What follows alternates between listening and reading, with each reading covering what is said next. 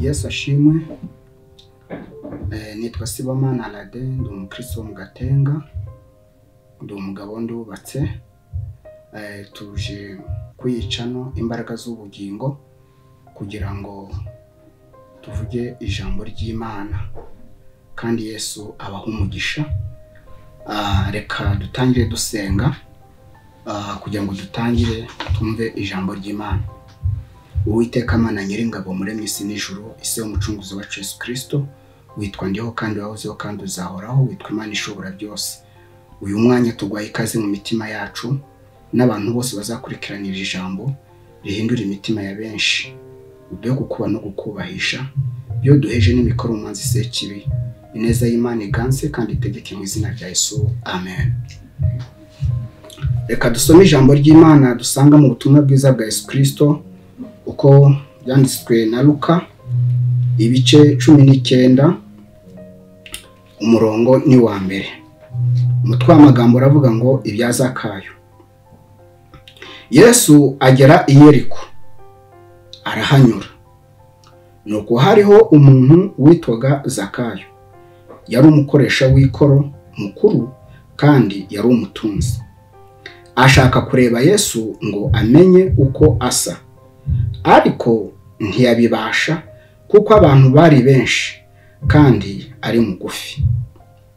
Arirukanka ajya imbere, yurira umuvumu ngo amurebe kuko yari agiye kunyuraho. Murongo 5. Yesu ahageze arararama aramubwira ati, Zakayo, ururuka vuba kuko uyu munsi nkwiriye kurara iwawe. Yururuka vuba amwakira anezerewe. Abantu bose babibonye barabyivovotera bati, dorere agiye gucumbika ku munyabyaha.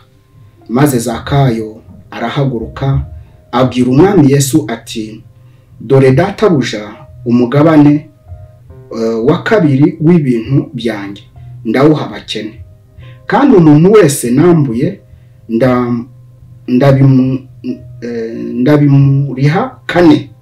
Yesu aramubwira ati, uyu munsi agakiza kaje muri iyi nzu, kuko nawe uri umwana wa Aburahamu, kandi umwana w'umuntu yazanywe no gushaka no gukiza icyari cyazimiye. Amen.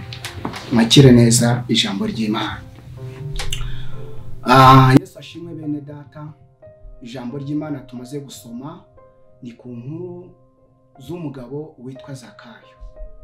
Uyu mugabo witwa Zakayo yagiye yumva inkuru za Yesu, ariko yari atarareba Yesu. Agira amatsiko yo kureba Yesu. Noneho Yesu anyura aho ngaho, agiye kunyura mu nzira Zakayo yari amaze kubyumva, nawe agira ishyaka ryo guhaguruka asiga n'imirimo yari arimo kuko ari umukoresha w'ikoro mukuru. Akigenda asanga ikivunge cy'abantu benshi. Ikibazo cya mbere yari afite ni uko ari mugufi. Ikibazo cya kabiri ni uko abantu bari benshi. Icyo yakoze, yavuye mu bantu, arirukanga, abona igiti cy'umuvumu, aracyurira kugira ngo abashe kureba Yesu. Yesu nawe ahageze arararama. Amaze kurarama areba mu ijuru, abona Zakayo ari ku giti cy'umuvumu. Arabura ngo, Zakayo, ururuka, uyu munsi ndarari wawe. Abantu babyumvishe, ese kuriya muntu yari umunyabyaha, yari umujura, yamburaga abantu, none ni gute Yesu agiye kurariwe? Bene data rero, abantu niko bameze, ariko ndashaka ngushishikarize yuko Yesu agukunda. Niwe wenyine ugufitiye imbabazi, niwe wenyine ugufitiye urukundo. Nuko Yesu noneho byo yemeje, abonye ubwitange bwa Zakayo, abonye imirimo ye yaretse, ashaka kureba Yesu. Yesu nagize initiative yo gushaka kujya kurariwe, kandi koko niko byagenze. Bagezeyo, Zakayo nawe bimukora ku mutima, arabura ngo, databuja, mu butunzi mfite 1/2 ndagihereza abakene, kandi umuntu nambuye ibye, uwo nguwo nawe ndabimuriha inshuro 4. Yesu nawe bimukora ku mutima, harambwira ngo uyu munsi agakiza kari gakwiye kuza mu iyi nzu, humura nawe uri umwana wa Aburahamu. Zakayo aranezerwa. Ese iri jambo rishaka kutubwira iki? Hari abantu bazitiwe n'abantu, icyo ni kimwe. Hari no kuba uri mugufiya mu buryo bw'umwuka, ntuzi iyo biva ntizi niyo bijya. Ariko Zakayo we yaritandukanije, ava mu bantu. Amaze kuva mu bantu aragenda ashaka ikintu cyamugirira umumaro, igiti. Na n'uyu munsi igiti kiracyafite inyigisho ku buzima bwacu.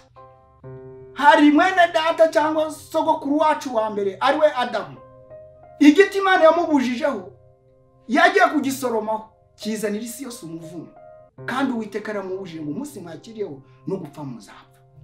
Kandi icyo giti nacyo nicyo cyaje kuducungura, ariwe musaraba wa Yesu, igiti cy'umuvume, igiti cy'umuntu wakoze ibyaha, ariko Yesu yemera guhinduka icyaha kugira ngo tubashe kubona ubugingo.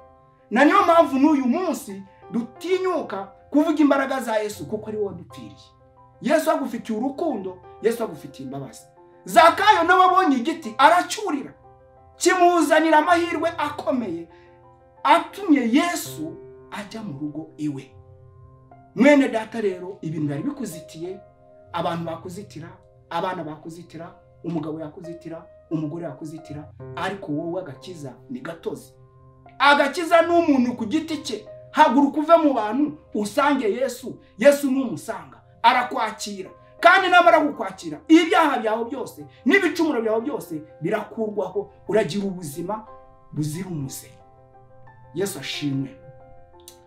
N'ubwo buryo rero bene data, nshuti z'umusaraba, buri muntu wese uzakurikirana rino jambo rigufashe, ariko nawe umenye ibintu bikuzitiye. Niba ari abantu bavemo ukurikire Yesu.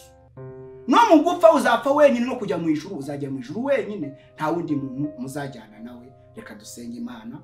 Ni ukuri Yesu abampera umugisha. Shalom shalom. Kadusenge.